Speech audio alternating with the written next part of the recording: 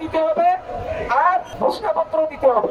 এইটা যদি না দেয় আমরা ততক্ষণ পর্যন্ত শাহবাগ চত্বর থেকে আমরা সরব না। আমাদের জুলাই সনদ দিতে হবে, আমার ভাইরা শহীদ হয়ে গেল। আর সেই জুলাই সনদ যদি আমরা না পাই, আমরা যদি নিরাপত্তা না পাই, তাহলে কোন দেশে বাস করি আর কোন সরকার বসাইলে আমরা আমাদের কথা শুনে না। যে ডক্টর ইউনূসের কাছে আমাদের অনুরোধ, আমাদের জুলাই সনদ দিতে হবে আর যে ঘোষণাপত্র দিতে হবে। এইটা যদি না দেয় তাহলে এই শাহবাগ চত্বরে আমরা এখানে অবস্থান করে আছি, আমরা এখানে অবস্থান করে থাকবো। আমরা যতক্ষণ পর্যন্ত আমাদের কাছে মেসেজ আসবে না, ঘোষণাপত্র দিবে না, আমরা ততক্ষণ পর্যন্ত শাহবাগ চত্বর থেকে আমরা সরব না। কি আমরা আগে আছি কি? ইনশাআল্লাহ আমরা এখানে থাকবো। আর সবারই কাছে অনুরোধ, সবাই থাকাতে কেউ কোনো কিছু কাউকে কোনো উস্কানিমূলক কথাবার্তা কিছু বলবেন না। আমরা আছি এখানে শান্তি শৃঙ্খলা থাকবে, আমাদের দাবি নিয়ে আসছি।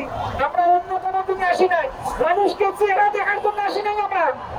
আমরা এখানে দাবির জন্য আছি। আমাদের উপর সরকার বসে আছে, আর সেই সরকার যদি আমাদের কথা না মানে, আমাদের কথা না শোনো, তাহলে তাকে কি জন্য সরাই যাও? আমি 4 তারিখে যাত্রাবাড়িতে যেভাবে আমাকে পুলিশ মারছে, আমি মাটিতে উঠে পড়ে গেছিলাম। 5টা পুলিশে আমারে সূত্রটা মারি দিছে, আমার কোমরের হাড় ভাঙি গেছিল, আমাকে হাসপাতালে নিয়ে গেছে। আমার সহযোদ্ধা ভাইরা 5 জন আমাকে নিয়ে হাসপাতালে নিয়ে গেছে। 5 তারিখে ঢাকা মেডিকেল নিয়ে আসছে, ঢাকা মেডিকেল আমাকে ভর্তি করে নাই।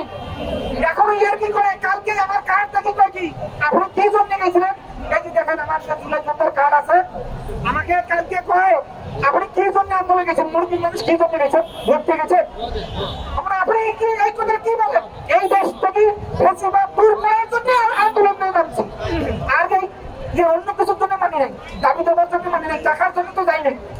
এই দেশটাকে একটা শান্তি সুন্দরভাবে যে একটা রাষ্ট্র পরিচালনা হবে, দুর্নীতি মুক্ত হবে, সন্ত্রাস মুক্ত হবে, সেই চাচ্ছি আমরা। আমরা তো অন্য কোনো চাই নাই। তা আপনি আমাকে কি বলেন?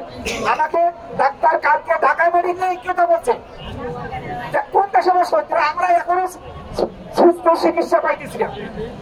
আমাদের যদি জুলাই সনদ দেওয়া না হয়, ঘোষণাপত্র দেওয়া না হয়, তাহলে আমাদের পরবর্তীতে কোনো মূল্যায়ন দেবে না, আমাদের সন্তানদের কোনো মূল্যায়ন দেবে না। যতক্ষণ পর্যন্ত আমরা জুলাই সনদ পাবো না, ততক্ষণ পর্যন্ত আমরা এই শাহবাগ চত্বর থেকে আমরা যাবো না। ইনশাআল্লাহ আল্লাহ রহমত করে আমরা আমাদের দাবি, ন্যায্য দাবি, আমরা অধিকার আদায় করিয়া তারপর ঘরে ফিরবো, তার আগে ফিরবো না। আর